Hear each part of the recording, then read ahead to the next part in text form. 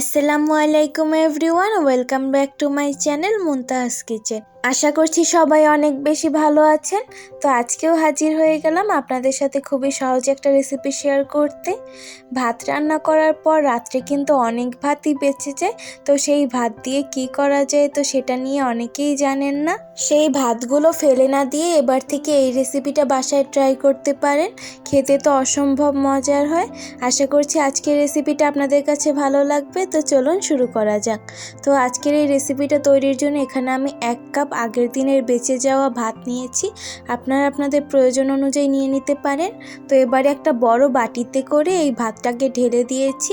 এবারে একটা গোল এরকম একটা চামচ নিয়ে ভাতগুলোকে একটু চেপে চেপে নরম করে নিচ্ছি, যাতে এটা পরে মাখতে সুবিধা হয়। তো 2-3 মিনিট মতোই চামচটা দিয়ে ভাতগুলোকে একটু চেপে নরম করে নিয়েছি। এবারে চামচটা থেকে ভাত যে লেগেছিল সেটুকু সরিয়ে এখানে দিয়ে দিচ্ছি 1/2 চা চামচের মতো গোলমরিচের গুঁড়ো। এখানে কালো গোলমরিচের গুঁড়ো ব্যবহার করেছি। এটা দিয়ে হাত দিয়ে খুব ভালোভাবে এভাবে মেখে নিচ্ছি, যাতে একটা ভালো একটা সফট ডোয়ের মতো হয়ে যায়, কিন্তু একটু আস্ত আস্ত থাকলেও কোনো সমস্যা নেই।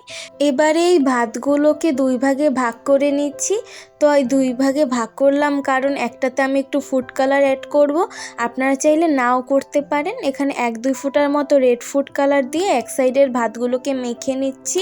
দেখতেই পাচ্ছেন এবারে কিন্তু একটা পিঙ্ক শেড চলে এসেছে। যদি রেড ফুড কালারটা একটু কমিয়ে দেন, আপনারা যদি ফুড কালারটা না চান তাহলেও কোনো সমস্যা নেই, টেস্টে কিন্তু কোনো তফাৎ আসবে না।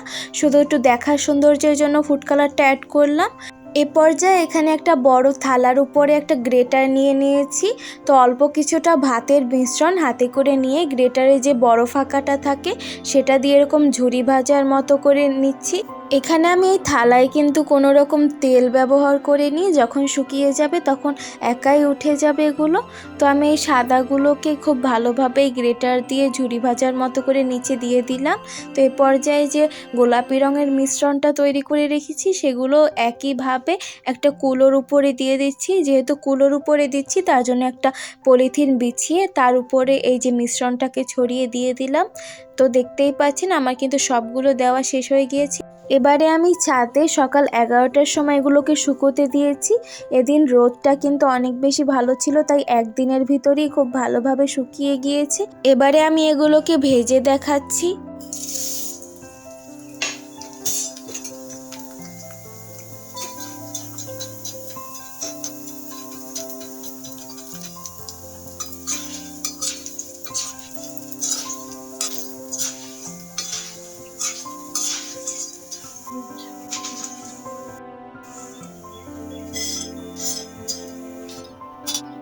খেয়াল করেছেন নিশ্চয়ই, এগুলো কিন্তু তেলে দেওয়ার সাথে সাথেই একেবারে ফুলে উঠেছে।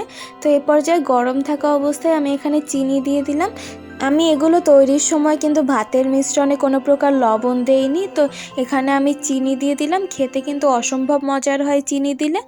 একইভাবে আমি বাকি যে গোলাপি রঙের যেগুলো তৈরি করেছি সেগুলোকেও আমি তেলে দিয়ে খুব ভালোভাবে ভেজে নিলাম। এগুলোও ভাজা হয়ে গিয়েছে, এবারে তুলে নিচ্ছি। এগুলোর উপরেও কিন্তু আমি চিনি ছড়িয়ে দিয়েছি।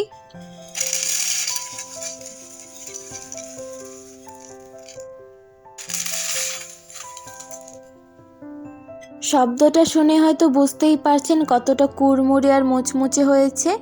সন্ধেবেলা চায়ের আড্ডায় কিন্তু এগুলো থাকলে কিন্তু আড্ডাটা আরও জমে যাবে। তো আপনারাও চাইলে আগের এই বেঁচে যাওয়া ভাত দিয়ে এমন সুন্দর একটা রেসিপি বাড়িতেই তৈরি করে নিতে পারেন। তো এই রেসিপিটা কেমন লাগলো কমেন্ট বক্সে একটা ছোট্ট কমেন্টের মাধ্যমে জানিয়ে দিবেন। রেসিপি ভালো লাগলে লাইক করতে ভুলবেন না। আর দেখতে তো মাশাআল্লাহ অসম্ভব সুন্দর হয়েছে, আর খেতেও কিন্তু ভারী মজার। আপনারা একবার বাসায় ট্রাই করে দেখবেন। দেখা হবে পরের কোনো রেসিপিতে। ততক্ষণের জন্য জানাচ্ছি আল্লাহ হাফেজ। সবাই ভালো থাকবেন, সুস্থ থাকবেন। আসসালামু আলাইকুম।